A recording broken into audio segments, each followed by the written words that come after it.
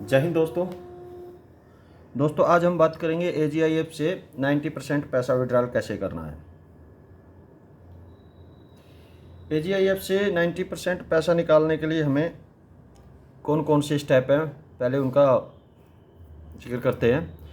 एजीआईएफ से पैसा किस पर्पज़ के लिए निकाला जा सकता है, एजीआईएफ से कोई बिना लोन के कैसे निकालना है, पैसा निकालने के लिए क्या करना होगा, एप्लीकेशन फॉर्म ऑफलाइन या ऑनलाइन, कौन कौन से कागज की ज़रूरत होगी और एजीआईएफ से आप अपनी सर्विस में 15 साल सर्विस कंप्लीट होने के बाद 2 बार पैसे निकाल सकते हो।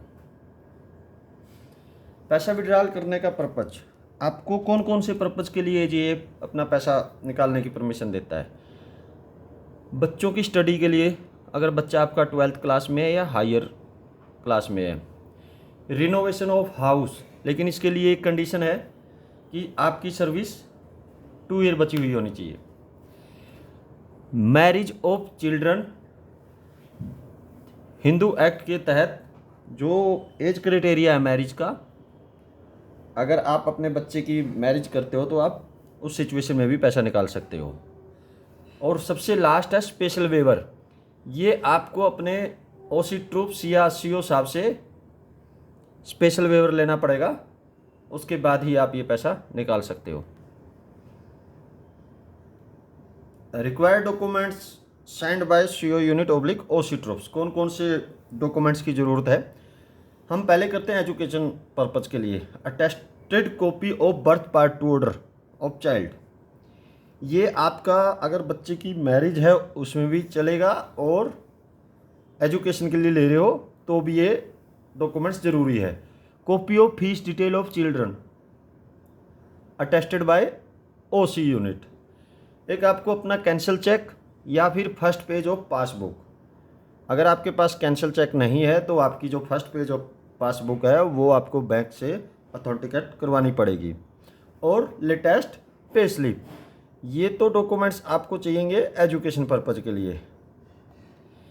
मैरिज के लिए आपका जो ऊपर बताया है पार्ट टू ऑर्डर बच्चे का और marriage invitation card duly attested bye ओसी यूनिट।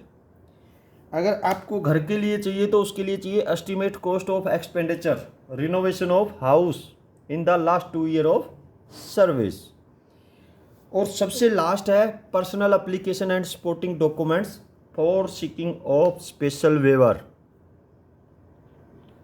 यह स्पेशल ओवर आपको वेवर अपना सीओ या ओसी ट्रूप्स की परमिशन से ही मिल सकता है।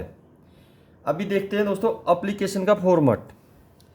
ये एप्लीकेशन का फॉर्मेट है, आप इसका स्क्रीनशॉट ले सकते हो, नहीं तो इंटरनेट पे एजीआई वेबसाइट से इसको डाउनलोड कर सकते हो।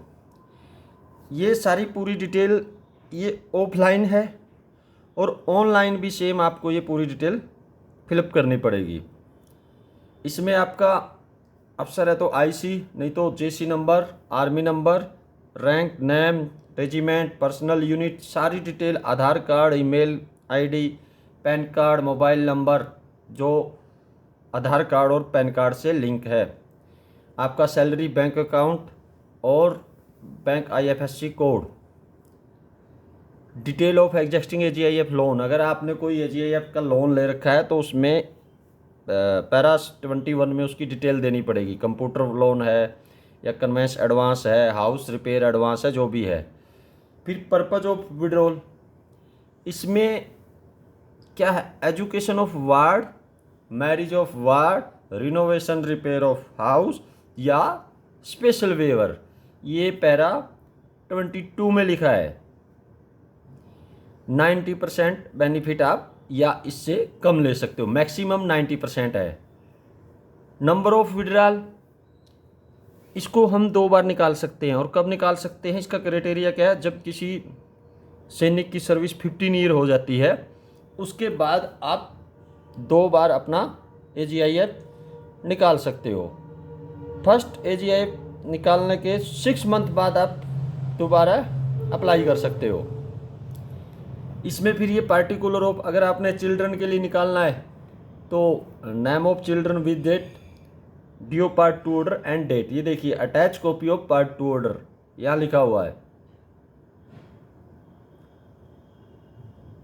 एजुकेशन के लिए प्रेजेंटली स्टडिंग इन, किस में पढ़ रहा है, course of which withdrawal required, किस कोर्स के लिए आपको निकालना है, टोटल एक्सपेंडिचर क्या है, attach a certificate from college institute duly attested by unit, और attach bonafide certificate admission letter. इन दोनों में से कोई एक डॉक्यूमेंट्स आपको इसके साथ लगाना पड़ेगा। अगर हमें मैरिज के लिए चाहिए तो ये देखिए पैरा 27 में age of ward, age of ward इसलिए लिखा है ये कि जो भी हमारे एक्ट में बच्चे की शादी का एज क्राइटेरिया उससे कम उम्र में अगर आप शादी करोगे तो नहीं मिलेगा, वो एज क्राइटेरिया कंपलसरी है। डेट ऑफ मैरिज, इसके साथ आपको अटैच इनविटेशन कार्ड लगाना पड़ेगा।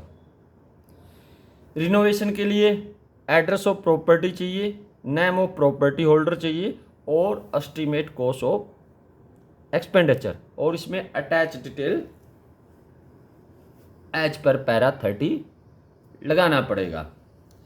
सबसे लास्ट बचता है फोर्थ और सबसे इम्पोर्टेंट है, जो अगर किसी के लिए ये सारी चीज़ें अप्लीकेबल नहीं होती है, any other reason require waiver, जो आपका सीओ साहब 50 वर्ड में, जहाँ पे ये आपको 4-5 लाइन दिखाई दे रही है, आप अपने सीओ को पर्सनल एप्लीकेशन दोगे, वो एप्लीकेशन पे आपकी जो फाइनेंशियल प्रॉब्लम है 50 वर्ड में यहाँ लिख के देंगे, उसके बाद आपको AGIF निकाल सकते हो।